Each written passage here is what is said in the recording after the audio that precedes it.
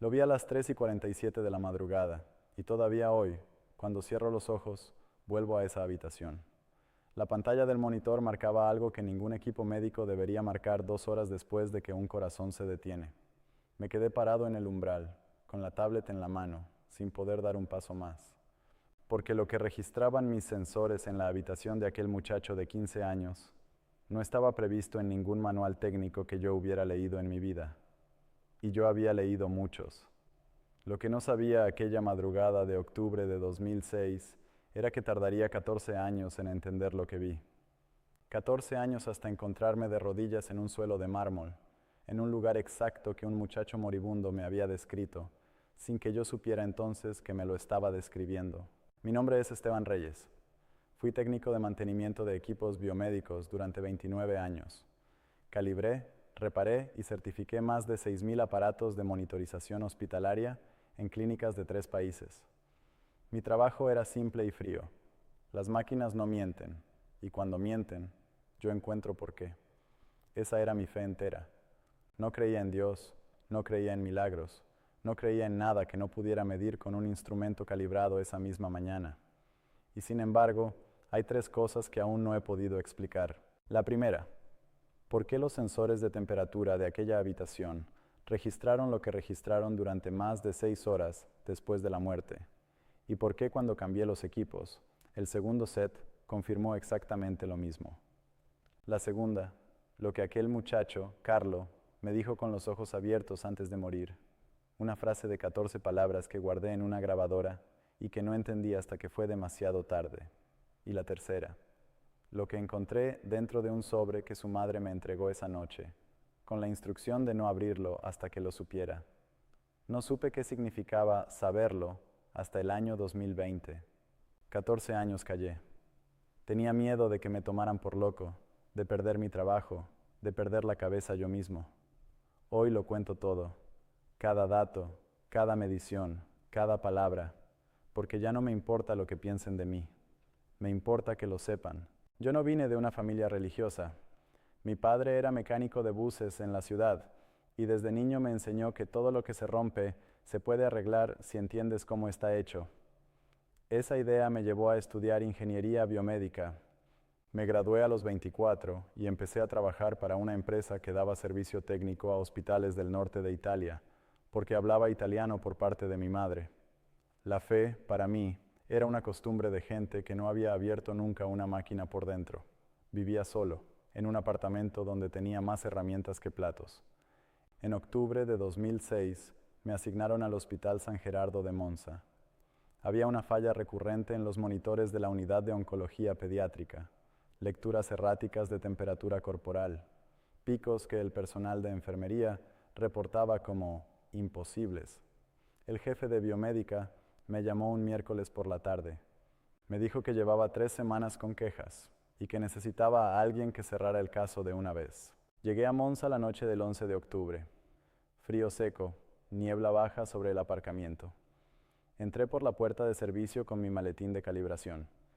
Termómetros patrón, multímetros, un registrador de datos que yo mismo había certificado esa misma mañana en el taller a las 7:10, con una desviación de 0,02 grados.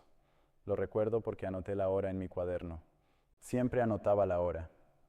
La enfermera de turno, una mujer llamada Lucía, me llevó a la sala de monitores. Me señaló 4 equipos. 3 daban lecturas normales. El cuarto estaba conectado a la habitación 14. Ese es el que enloquece, me dijo. El paciente es un chico, leucemia. No le queda mucho. No me explicó más, y yo no pregunté. No era mi asunto el paciente, era mi asunto el sensor. Conecté mi registrador en paralelo al monitor de la habitación 14. La idea era simple.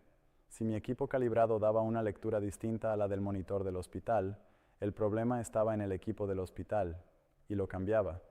Si daban lo mismo, el problema estaba en otra parte. Encendí la pantalla y esperé los primeros valores. 37,8 grados centígrados. Fiebre leve, normal, en un paciente terminal. El monitor del hospital marcaba 37,9, diferencia de una décima. Todo en orden, pensé. Quizá la falla solo aparecía de noche. Eran las 11:30.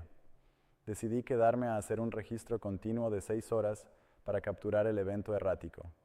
Y mientras configuraba el equipo, una mujer salió de la habitación 14. Bajita, ojos enrojecidos, sosteniendo un rosario. Me miró el maletín, los cables y se acercó. ¿Usted arregla las máquinas?, me preguntó. Le dije que sí. Ella se quedó un momento callada y luego me dijo algo que entonces me pareció solo el cansancio de una madre. Mi hijo dice que usted va a volver, que un día va a volver y que entonces va a entender. No supe qué responder. Sonreí incómodo y seguí con mis cables. Ella entró de nuevo a la habitación. Yo apunté la hora en el cuaderno, por costumbre, 11:41 de la noche, y al lado, sin saber por qué, escribí sus palabras. Va a volver, va a entender. 14 años después, esa línea de mi cuaderno me haría temblar las manos. Pero esa noche solo era una frase rara de una madre destrozada. Volví a mis instrumentos. La primera anomalía estaba a punto de aparecer en mi pantalla, y yo todavía pensaba que sería un cable mal soldado. A las 12:20 de la noche, Carlo murió. Lo supe porque el monitor cardíaco trazó la línea plana y la alarma sonó 3 segundos antes de que Lucía la silenciara. El médico de guardia entró, confirmó, anotó la hora de defunción. Las 0 horas, 23 minutos del 12 de octubre de 2006. La madre no gritó, solo se inclinó sobre la cama y empezó a rezar en voz muy baja. Yo me hice a un lado, contra la pared, con mi registrador todavía conectado y grabando. Y aquí empieza lo que no puedo explicar. Cuando un cuerpo humano muere, la temperatura empieza a bajar. Es física pura. Se llama algor mortis. El cuerpo pierde aproximadamente entre 0,8 y 1 grado centígrado por hora durante las primeras horas, dependiendo de la temperatura ambiente, la masa corporal, la ropa. La habitación 14 estaba a 21,4 grados, según mi propio sensor ambiental. Un cuerpo de un adolescente delgado debería haber empezado a descender de forma medible en 30 o 40 minutos. A la 1 de la madrugada, 40 minutos después de la muerte, mi registrador marcaba 37,6 grados, casi sin cambio. Pensé, error del sensor de contacto. Estas cosas pasan. El sensor del hospital seguía pegado a la piel del paciente, porque nadie lo había retirado todavía. Quizás se había desprendido y leía la temperatura de la sábana, no del cuerpo. Esperé. A la 1:40, 1 hora y 17 minutos después de la muerte, 37,4 grados, 2 décimas en 40 minutos. Eso es entre 6 y 8 veces más lento de lo que la física permite. Ahí dejé de pensar en cables. Fui hasta el equipo del hospital y lo desconecté. Saqué de mi maletín un termómetro patrón de contacto, recién calibrado, con certificado de trazabilidad firmado por mí esa mañana. Pedí permiso a la madre con un gesto. Ella asintió sin dejar de rezar. Apliqué el sensor en el pliegue axilar, el punto más estable para una lectura central. Esperé los 90 segundos reglamentarios. 37,4 grados. Mi termómetro independiente confirmaba el del hospital exactamente, y entonces el problema dejó de ser técnico, porque si los dos equipos coincidían, no había falla de sensor. La temperatura era real, y una temperatura corporal de 37,4 grados, casi normal, 1 hora y media después de la muerte, en una habitación a 21 grados, no es una anomalía de calibración. Es algo que no debería ocurrir en un cuerpo sin circulación, sin metabolismo, sin nada que genere calor. Cambié el termómetro patrón por un segundo termómetro, un equipo distinto, de otra marca, infrarrojo, sin contacto, que medía la temperatura de la superficie de la piel de la frente. Lo encendí. Apunté. 36,9 grados en la superficie. La piel debería estar ya claramente fría al tacto, y mi instrumento decía que no lo estaba. 3 equipos distintos, 3 tecnologías diferentes. Una sola conclusión imposible. Me senté en el suelo de aquel pasillo con los 3 aparatos en las manos. La madre seguía rezando, y yo, que nunca rezaba, sentí por primera vez en mi vida que las máquinas me estaban diciendo algo que ellas mismas no podían explicar. Anoté todo en el cuaderno, las 3 lecturas, las 3 horas, los 3 equipos. Y debajo escribí una palabra que no usaba nunca en un informe técnico: Imposible. Lo que no sabía es que el muchacho de aquella cama todavía iba a hablarme. Volví a entrar a la habitación 14 a las 2:10 de la madrugada para retirar mi sensor de contacto del cuerpo. Quería terminar el registro y marcharme, porque sentía algo en el pecho que no me gustaba, una opresión que atribuía al cansancio y al café malo de la máquina del pasillo. La madre se había quedado dormida un momento en la silla, agotada, y cuando me acerqué a la cama para desconectar el cable, vi que los ojos del muchacho estaban abiertos. Di un paso atrás. El médico había confirmado la muerte casi 2 horas antes. La línea del monitor llevaba ese tiempo plana. Pensé que era un reflejo, que los párpados se habían relajado y abierto solos, cosa que ocurre. Pero entonces sus ojos se movieron, despacio, y se posaron en mí. Quiero ser absolutamente honesto, porque he repetido esta parte a médicos, a sacerdotes, a periodistas, y sé cómo suena. Yo no creo que aquel chico estuviera vivo en el sentido clínico. No respiraba. El monitor no mentía. Pero sus ojos me miraron, y su boca se movió, y dijo una frase. Yo tenía la grabadora del registrador encendida, esa que usaba para dictar observaciones técnicas. Quedó grabada. La he escuchado más de 1000 veces. Tú vas a volver al lugar donde yo estoy, y entonces vas a creer. 14 palabras. Las conté después, una por una, porque necesitaba que fueran un dato y no un recuerdo. Y luego cerró los ojos otra vez. Y ya no se movieron nunca más. Salí de la habitación tropezando con mi propio maletín. El corazón me golpeaba el pecho de una forma que jamás había sentido. Me apoyé en la pared del pasillo y tuve que sentarme en el suelo. Las manos me sudaban tanto que se me resbaló la grabadora. Un técnico al que jamás se le caía nada. Cuando logré recomponerme, miré la pantalla del registrador. Eran las 2:16 y la temperatura del cuerpo, en ese momento, seguía marcando 37,2 grados. Si lo que acabas de escuchar te ha tocado por dentro, déjame darte algo antes de seguir, porque a mí nadie me dio nada aquella noche y caminé solo durante años. Preparé una novena a Carlo Acutis, completamente gratuita, para que tú también puedas ponerle nombre a eso que llevas dentro y pedírselo a él. La tienes en la descripción, el primer enlace, justo debajo de este video. Descárgala y rézala estos 9 días, sin prisa, como yo aprendí a rezar mucho después. Pero antes de explicarte por qué te lo pido precisamente ahora, tengo que contarte lo que pasó cuando volví a esa habitación 3 horas más tarde, porque ahí la cosa dejó de ser extraña y se volvió aterradora. A las 3:47 de la madrugada volví a la habitación 14. No quería. Mi trabajo ya estaba hecho. Pero el jefe de turno me había pedido recuperar el sensor de contacto y firmar el cierre del incidente, y yo necesitaba ese papel para cobrar. Así que fui. La madre se había ido a una sala contigua con una religiosa. El cuerpo seguía solo en la habitación, esperando el traslado a la morgue, que se había retrasado por la niebla y un problema con el furgón. Entré con mi tablet y mi linterna, y lo primero que noté, antes de mirar ningún instrumento, fue el olor. No había olor. Llevo casi 3 décadas entrando a habitaciones de hospital. Sé cómo huele un cuerpo 4 horas después de la muerte. Hay un cambio, sutil pero presente, que cualquiera que haya trabajado en estos lugares reconoce. Aquí no había nada de eso. El aire olía levemente a algo dulce, como flores, lo cual atribuí a un ambientador, aunque luego comprobé que en esa ala no usaban ninguno. Encendí la tablet y conecté el registrador para la lectura final. 4 horas y 24 minutos después de la muerte. Esperé el valor, 36,8 grados centígrados. Me quedé mirando el número, porque era peor que antes. No solo la temperatura no había caído al ritmo normal, sino que en las últimas horas apenas se había movido, estabilizándose en torno a los 37 grados, como si el cuerpo tuviera todavía un termostato funcionando. Comparé con mi propio modelo.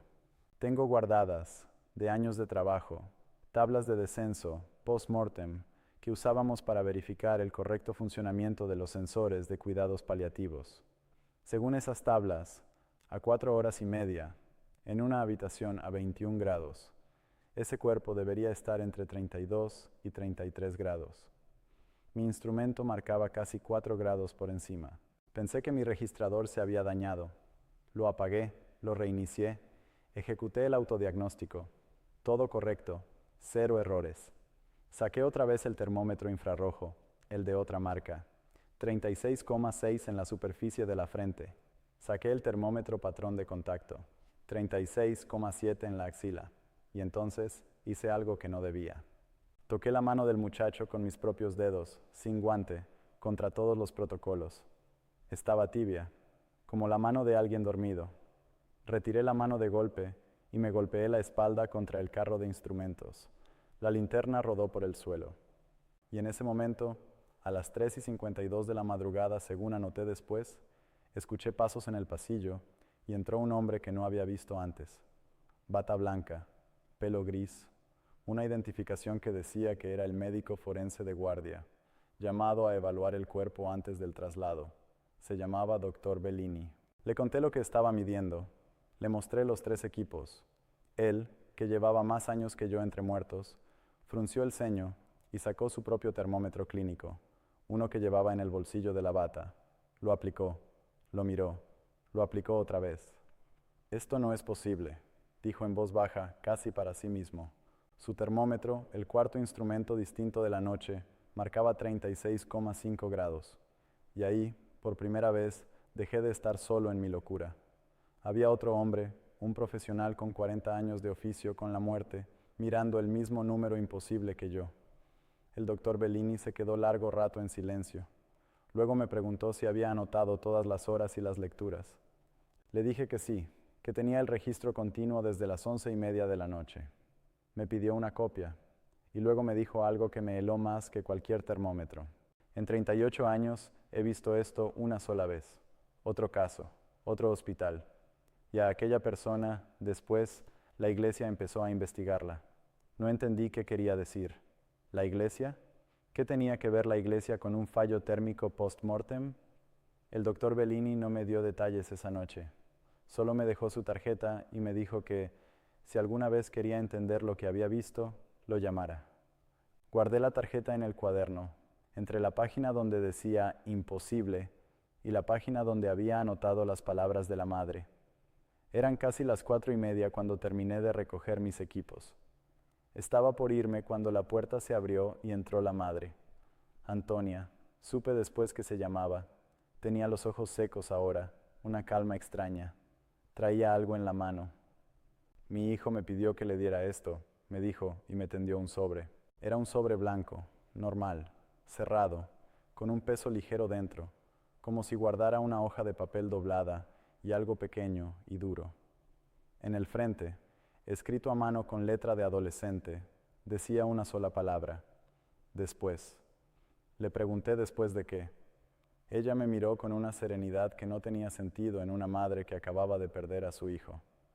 Él dijo que usted lo sabría, y que no lo abriera hasta entonces, que si lo abre antes, no va a creer, que tiene que esperar a estar en el lugar. Quise devolvérselo. Le dije que yo era solo el técnico de las máquinas, que seguramente se confundía de persona. Ella negó con la cabeza. Mi hijo describió su maletín, las herramientas. Dijo: el hombre que viene a arreglar lo que no se puede arreglar. Es usted. Me guardé el sobre en el bolsillo interior de la chaqueta. No por fe, por no discutir con una mujer rota a las 4:30 de la madrugada. Pensaba tirarlo en cuanto llegara a casa. No lo tiré y no lo abrí. Durante 14 años, ese sobre con la palabra después me siguió a cada mudanza, a cada cambio de casa, guardado en el mismo cajón donde tenía los certificados de calibración. A veces lo sostenía contra la luz, intentando ver qué había dentro. Nunca lo conseguí. Y cada vez que pensaba en abrirlo, escuchaba la voz de aquella madre: si lo abre antes, no va a creer. Lo que no imaginaba era que para creer iba a tener que pasar por el peor año de mi vida. Salí del hospital cuando empezaba a clarear. No fui a casa. Manejé hasta el taller de la empresa y volqué todos mis datos en la computadora. Necesitaba un error. Necesitaba encontrar la falla, el factor que explicara lo inexplicable, porque sin esa explicación yo no iba a poder dormir, ni esa noche ni ninguna. Repasé el registro segundo a segundo. La curva de temperatura del muchacho dibujada en la pantalla era una línea casi horizontal, donde debía haber una pendiente descendente. La comparé contra 40 curvas de referencia de otros pacientes que tenía archivadas. Ninguna se parecía. Todas bajaban. La de Carlos se quedaba arriba, terca, como si el tiempo no pasara para ese cuerpo. Calculé la tasa de enfriamiento promedio, 0,19 grados por hora durante las primeras 4 horas. El rango fisiológico normal, según la literatura forense que consulté esa misma mañana, está entre 0,8 y 1,5 grados por hora en esas condiciones. La de aquel cuerpo era casi 7 veces más lenta. No conocía ningún mecanismo biológico capaz de producir eso. Un cuerpo muerto no genera calor. Punto. La termodinámica no negocia. Llamé a un colega físico de la universidad, sin dar nombres, planteándolo como un problema teórico. Le pasé las cifras: masa estimada del cuerpo, temperatura ambiente, tasa de enfriamiento observada. Le pregunté qué fuente de calor interna haría falta para mantener esa curva. Hizo los cálculos y me llamó al día siguiente. Me dijo que, para sostener esa temperatura durante esas horas, el cuerpo tendría que estar generando entre 60 y 80 vatios de potencia térmica continua, es decir, aproximadamente el calor metabólico de una persona viva en reposo. Pero eso es imposible en un cadáver, añadió. ¿De dónde sacaste estos números? Le dije que era un ejercicio. Colgué. Y ahí, en el taller vacío, sentado frente a la pantalla con la curva imposible brillando en azul, sentí que el suelo se me movía, porque la única explicación matemática era que aquel cuerpo había seguido generando calor, como si estuviera vivo, durante horas, después de que un médico, un monitor y yo mismo certificáramos que estaba muerto. Necesitaba más datos. Llamé al doctor Bellini, el forense. Le dije que aceptaba su invitación a entender. Quedamos en un café cerca del hospital, 2 días después, y lo que me contó allí abrió la segunda grieta en todo lo que yo creía. El doctor Bellini llegó al café con una carpeta vieja. Pidió un espresso, lo dejó enfriar sin tocarlo y abrió la carpeta sobre la mesa. El otro caso que le mencioné, dijo, fue hace muchos años, una religiosa. Hicimos la autopsia 3 días después de la muerte. Los órganos internos estaban frescos. La sangre, en algunas zonas, todavía era líquida. No había rigor mortis avanzado donde debía haberlo. Y firmamos un informe que nadie quiso publicar, porque ningún forense quiere quedar como un charlatán. Le pregunté por qué me contaba esto. Me miró fijamente. Porque usted tiene un registro continuo, con instrumentos calibrados y trazabilidad. Yo nunca tuve eso. Usted tiene la prueba que a mí me faltó, y debe saber lo que tiene en las manos. Luego me explicó algo que yo, como técnico, había ignorado por completo. Me dijo que en la historia de la Iglesia Católica hay cuerpos llamados incorruptos, personas fallecidas cuyos cadáveres no se descomponen según el patrón natural, a veces durante décadas o siglos, sin embalsamamiento. Me dio nombres, fechas, me habló de exhumaciones documentadas, de comisiones médicas, de cuerpos hallados flexibles y sin olor años después de enterrados. Yo escuchaba con la incredulidad de siempre, pero ya no con la misma firmeza, porque tenía mi propia curva azul en la cabeza. Lo que usted midió esa noche, concluyó, podría ser el primer signo. La ralentización empieza con la temperatura, y a veces no para ahí. Le pregunté el nombre del muchacho. Hasta ese momento, para mí, había sido el paciente de la 14. Bellini buscó en su carpeta. Carlo Acutis, 15 años, leucemia tipo M3, fulminante. Pero hay algo más que debería saber de este chico. Sacó una hoja impresa. Era una página de una página web. El doctor me explicó que aquel muchacho, antes de enfermar, había construido con sus propias manos un sitio de internet catalogando milagros eucarísticos de todo el mundo. Más de 160 casos documentados, de distintos países y siglos. Un adolescente programador que dedicaba sus horas a registrar, con método casi científico, hechos que la Iglesia consideraba sobrenaturales. Me quedé frío, porque ese muchacho hacía con los milagros lo mismo que yo hacía con las máquinas: catalogar, verificar, documentar. Era un técnico de lo invisible. Hay un patrón en muchos de esos milagros que él recopiló, dijo Bellini: hostias que sangran. Tejido que, analizado en laboratorio, resulta ser miocardio humano vivo, músculo del corazón, con glóbulos blancos, como si el tejido siguiera vivo fuera de un cuerpo. Igual que su curva de temperatura, ingeniero. Tejido que se comporta como vivo cuando debería estar muerto. Salí de aquel café mareado. Tenía dos hechos imposibles encajando como dos engranajes. Un cuerpo que retenía calor como vivo y un muchacho que había dedicado su corta vida a documentar tejidos que se comportaban como vivos. Y entre los dos, una frase grabada en mi registrador. Tú vas a volver al lugar donde yo estoy, y entonces vas a creer. Esa noche, en casa, escuché la grabación otra vez. Y por primera vez, intenté entender la frase como un dato, no como un delirio. Vas a volver al lugar donde yo estoy. ¿Qué lugar? ¿El hospital de Monza? ¿O quizás su tumba? ¿Dónde sería enterrado? No lo sabía. Anoté la pregunta en el cuaderno, pero había otra parte de la frase que me inquietaba más. Y entonces vas a creer. Como si Carlos supiera que yo, el descreído, el hombre de los instrumentos, un día iba a creer. Como si conociera mi futuro mejor que yo mismo. Intenté cerrar el caso. Entregué a la empresa un informe técnico aséptico. Lecturas anómalas atribuibles a posible factor ambiental no determinado. Equipos en correcto estado. Mentí por omisión. No escribí la palabra imposible. No mencioné los 36,8 grados a 4 horas y media. Firmé y cobré, pero no pude soltarlo. Volví 2 veces más a Monza en los meses siguientes, con la excusa de mantenimientos rutinarios, solo para preguntar al personal qué había pasado con el cuerpo del chico de la 14. Me dijeron que la familia se lo había llevado a Asís, donde el muchacho había pedido ser enterrado, que en vida había dicho que quería descansar allí, cerca de San Francisco. Asís. Anoté la palabra, el lugar donde él estaba, y sentí, sin querer sentirlo, un escalofrío. Lo que descubrí la semana siguiente cambió incluso la forma en que dormía. Desde aquella noche en Monza, empecé a despertarme a las 3:47 de la madrugada. Cada noche, sin alarma. Mi cuerpo, entrenado durante años para no fallar en horarios, se había fijado en esa hora exacta, la hora en que entré por última vez a la habitación 14. Me despertaba con el corazón acelerado, con la sensación de que alguien me había llamado por mi nombre.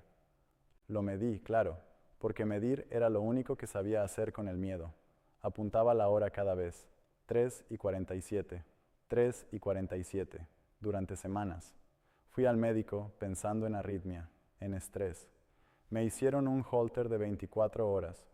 El cardiólogo me llamó intrigado. A las 3:47 de la madrugada, mi frecuencia cardíaca daba un salto de 58 a 110 pulsaciones, sin causa aparente, durante exactamente los segundos en que yo despertaba. No había explicación clínica. Algo lo despierta, me dijo, pero no sé qué. Yo sí empezaba a sospechar qué, pero no quería decirlo en voz alta. Volví a casa y saqué el sobre del cajón. La palabra después me miraba. Estuve 1 hora con él en las manos. Lo acerqué a la lámpara. Distinguí la silueta de un papel doblado y dentro algo pequeño, redondo y duro, del tamaño de una moneda. Pensé que sería una medalla. Metí los dedos bajo la solapa para abrirlo. Y entonces recordé la grabación. Si lo abre antes, no va a creer. Y la voz de Carlo. Cuando vuelvas al lugar donde yo estoy. No era el momento. No estaba en el lugar. Si lo abría ahora, en mi cocina, fuera de tiempo, quizá destruiría la única prueba de algo que ni siquiera entendía. Solté el sobre. Lo guardé otra vez. Y por primera vez en mi vida de hombre que todo lo abría para entender cómo funcionaba, decidí esperar. Pasaron los meses. Los despertares de las 3:47 continuaron, espaciándose hasta volverse un par de veces por semana. Seguí trabajando, calibrando máquinas, fingiendo normalidad. Pero algo en mí había cambiado de orientación, como una brújula que encuentra de nuevo el norte. Empecé a leer sobre los milagros eucarísticos que aquel muchacho había catalogado. Leí sobre el anciano, en Italia, donde en el siglo VIII una hostia se habría convertido en carne y la sangre en 5 glóbulos de sangre real, y donde análisis científicos del siglo XX hallaron tejido del miocardio, músculo cardíaco humano, del grupo sanguíneo AB. Leí sobre Buenos Aires, sobre Sokołka en Polonia, casos con informes de laboratorio. Y en todos ellos volvía el mismo patrón que el doctor Bellini me había nombrado. Tejido vivo, donde debería haber materia muerta. Músculo cardíaco en estado de estrés agudo, como el de alguien que sufre, latiendo fuera de un cuerpo. La misma imposibilidad que mi curva de temperatura. La materia comportándose como si la muerte no tuviera la última palabra. Una noche, leyendo, encontré el dato que cerró el círculo de aquellos meses de obsesión. Una de las páginas citaba al autor del Catálogo de Milagros, un adolescente italiano fallecido en 2006, y junto a su nombre, una frase suya que se había hecho conocida: la Eucaristía es mi autopista al cielo. Carlo Acutis, el paciente de la 14, el muchacho cuyo cuerpo no se enfriaba, el que había pasado su vida documentando tejido que se negaba a morir, y que me había dicho, con los ojos abiertos, que un día yo iba a creer. Cerré la computadora. Eran, mira la casualidad, las 3:47 de la madrugada, y por primera vez no me desperté con miedo. Me quedé sentado en la oscuridad, sintiendo algo que no sabía nombrar. No era paz todavía, era el principio de una pregunta enorme. Desde aquel día llevo siempre conmigo un rosario hecho en memoria de Carlo, con cuentas en forma de rosa, como las flores que él tanto quería. No hace milagros, no es una reliquia, no lo bendijo nadie en aquella habitación. Es, sencillamente, mi manera de rezarle cada mañana, yo, que no había rezado en mi vida. Lo dejé también en la descripción, el primer enlace debajo del vídeo, por si tú quieres llevarlo contigo o regalárselo a alguien que esté pasando una noche oscura como la mía. Llega a cualquier país, pero lo que pasó cuando por fin viajé a Asís superó todo lo que había medido hasta entonces, y ahí entendí por qué el muchacho me había hecho esperar. Durante años no fui a Asís. Tenía la dirección. Sabía que el cuerpo de Carlo descansaba en la Basílica de Santa María de los Ángeles, en Asís, y que con el tiempo lo habían trasladado a un santuario donde la gente empezaba a peregrinar. Pero no fui. Algo me detenía. Tenía miedo, supongo, de que el lugar donde él estaba fuera el lugar donde yo iba a creer, y todavía no estaba listo para que mi mundo de instrumentos calibrados se cayera del todo. Seguí trabajando. Cumplí 50 años. La empresa me ascendió a jefe de calibración. Mi vida, por fuera, era ordenada.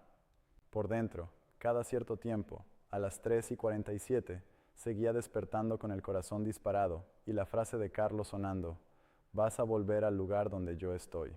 En 2019 leí una noticia que me obligó a sentarme.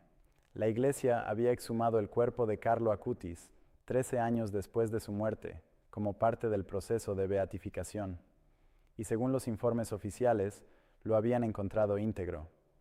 El cuerpo se conservaba de forma que permitía exponerlo a la veneración pública en el santuario de Asís, vestido con ropa sencilla, vaqueros y zapatillas, como el adolescente que fue. 13 años. Y el cuerpo seguía conservado. Saqué mi cuaderno viejo. Busqué la página de octubre de 2006. La curva de temperatura imposible. La palabra imposible escrita de mi puño. Y al lado, mi cálculo.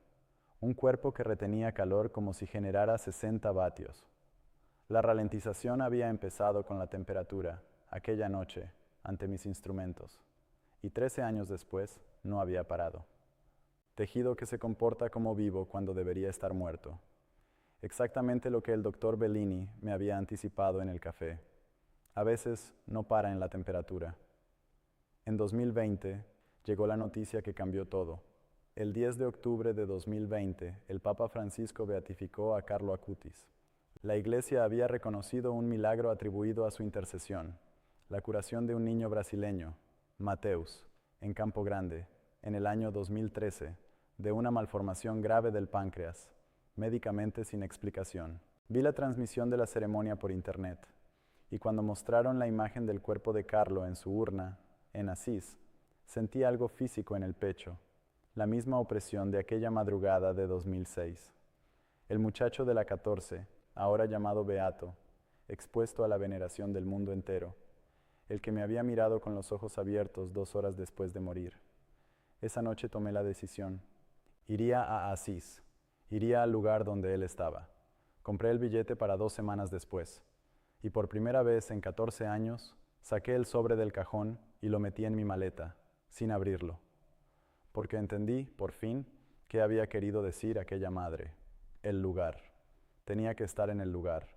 Pero antes de poder viajar, mi cuerpo me detuvo de una forma que jamás habría imaginado. Y ese fue el principio del peor y a la vez del más importante capítulo de mi vida. 3 días antes del viaje, me desperté con un dolor en el costado que me dobló en 2. Fiebre. 39,2 grados. Lo medí, claro. Pensé que era una infección cualquiera. Para la tarde, el dolor era insoportable. Mi vecina me llevó a urgencias. Los análisis salieron mal, muy mal. El conteo de glóbulos blancos estaba por las nubes. Había valores hepáticos disparados y una masa que aparecía en la ecografía abdominal. Me ingresaron esa misma noche y 2 días después, un hematólogo entró a mi habitación con una carpeta y una cara que yo conocía porque la había visto en médicos durante toda mi carrera cuando iban a dar la peor noticia. Era un proceso agudo. Necesitaban hacer más pruebas, pero la palabra que usó, con todas sus reservas, fue leucemia. La misma enfermedad de Carlo. La misma palabra que el doctor Bellini había leído en su carpeta aquel día en el café.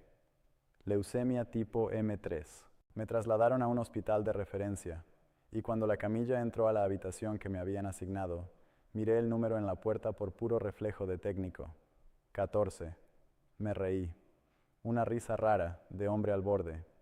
Habitación 14, como la de Carlo en Monza, y entonces, acostado en esa cama, conectado a un monitor que yo mismo habría podido calibrar, entendí la primera mitad de su frase. Vas a volver al lugar donde yo estoy. No hablaba solo de Asís, hablaba de esto, de una cama de hospital, de una habitación 14, de una leucemia, del lugar donde él había estado. Enfermo, joven en mi caso no tanto, mirando el techo, esperando. Pedí mi maleta, estaba en casa. Le rogué a mi vecina que me trajera una cosa, un sobre blanco que estaba en el bolsillo lateral con la palabra después escrita a mano. Ella lo trajo esa misma tarde. Lo sostuve en las manos, en la cama de la habitación 14, con la vía del suero en el brazo y el monitor pitando suave a mi lado, y supe que había llegado el momento. Estaba en el lugar.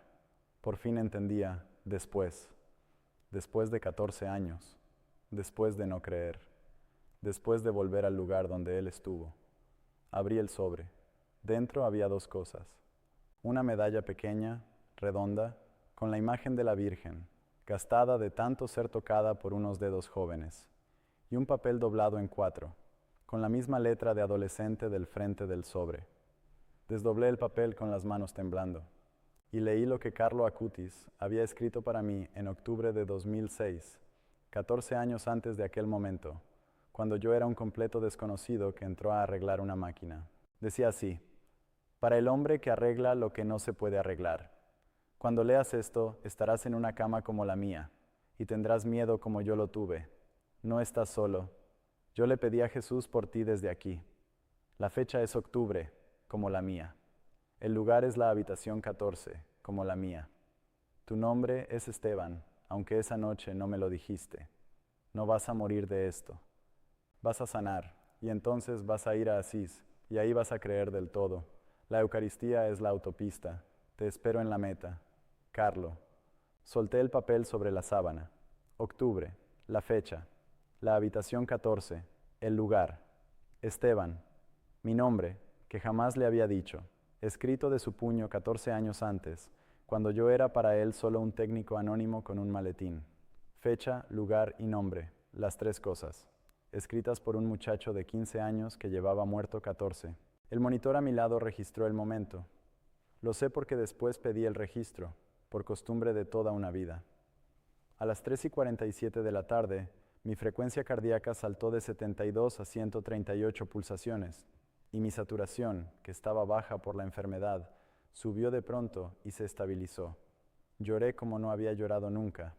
Lloré por el muchacho de la 14, por la Madre del Rosario, por el doctor Bellini, por todos los años que había perdido midiendo el mundo sin entender que el mundo era mucho más grande que mis instrumentos.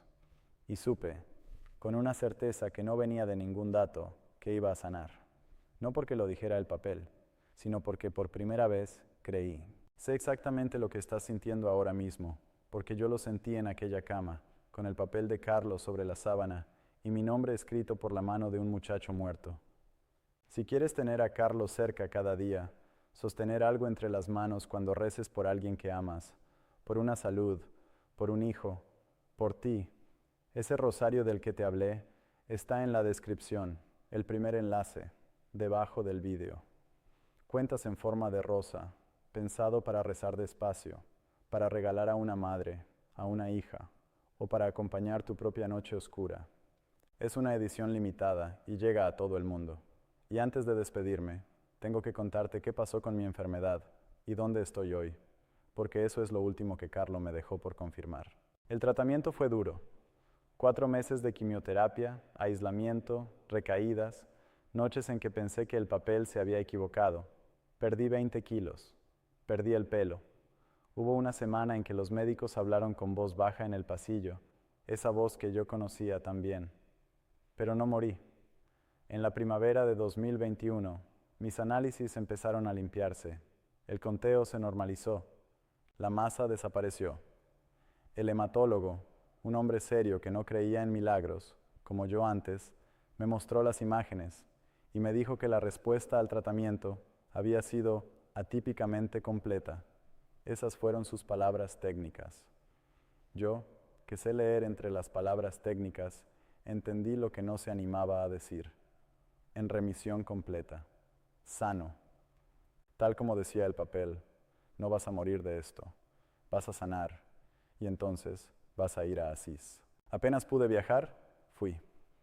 En el otoño de 2021, tomé el avión que había cancelado por la enfermedad y llegué a Asís con la medalla de Carlo en el bolsillo y el papel doblado en la cartera, junto al billete.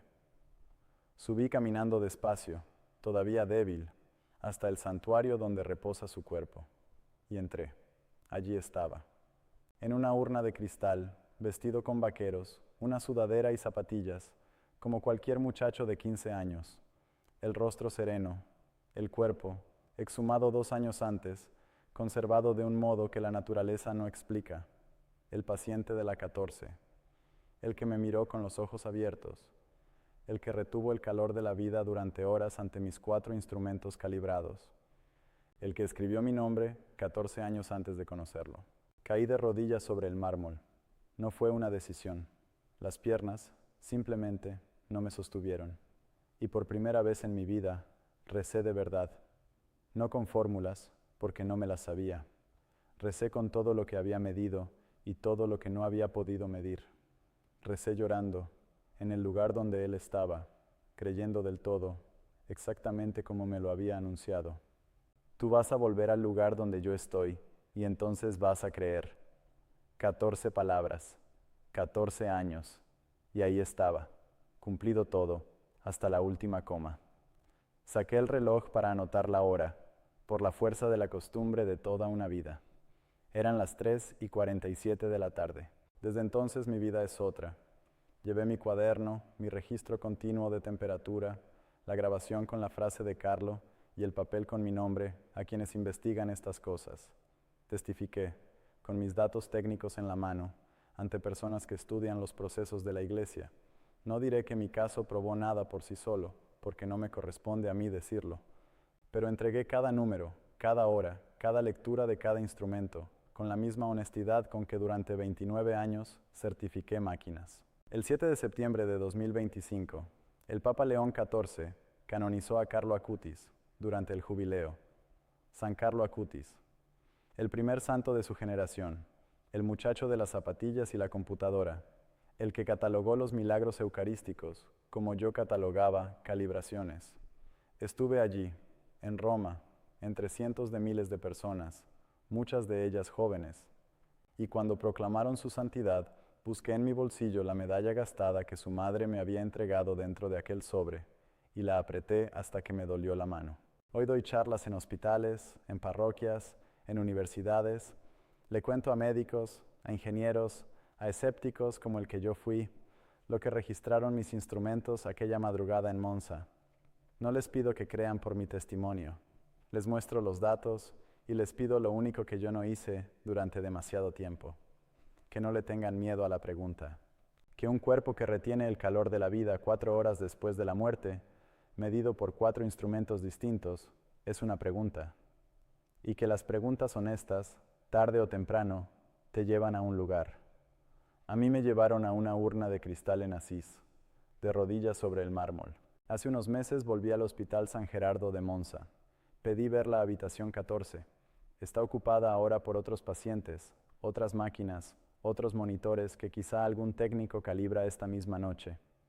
Me quedé un momento en el umbral, donde 14 años antes me había detenido a las 3:47 de la madrugada, sin poder dar un paso, viendo en una pantalla lo que ningún manual técnico explica. Y esta vez no sentí miedo, sentí gratitud, porque aquel umbral fue la puerta de mi vida entera. Si este testimonio te ha marcado tanto como marcó mi vida, te pido una sola cosa: suscríbete a este canal y comparte este video con alguien que esté pasando su propia noche oscura, alguien en una cama de hospital, alguien que dejó de creer. Aquí seguimos recogiendo las huellas que Carlo dejó por todo el mundo, una por una, con nombres y con fechas. Y si quieres llevarte algo de esta historia a tu propia oración, en la descripción tienes la novena gratuita que preparé y el rosario del que te hablé, el primer enlace debajo del vídeo. Reza, comparte y mantén viva su memoria. Yo entré a aquella habitación creyendo que las máquinas no mienten. Tenía razón, no mintieron. Me dijeron, en grados y en horas, algo que mi corazón tardó 14 años en entender. Carlo decía que la Eucaristía era su autopista al cielo. Yo, que medí el calor de la vida en un cuerpo muerto, hoy sé que tenía razón. Las huellas del cielo están en todas partes, solo hay que saber mirar.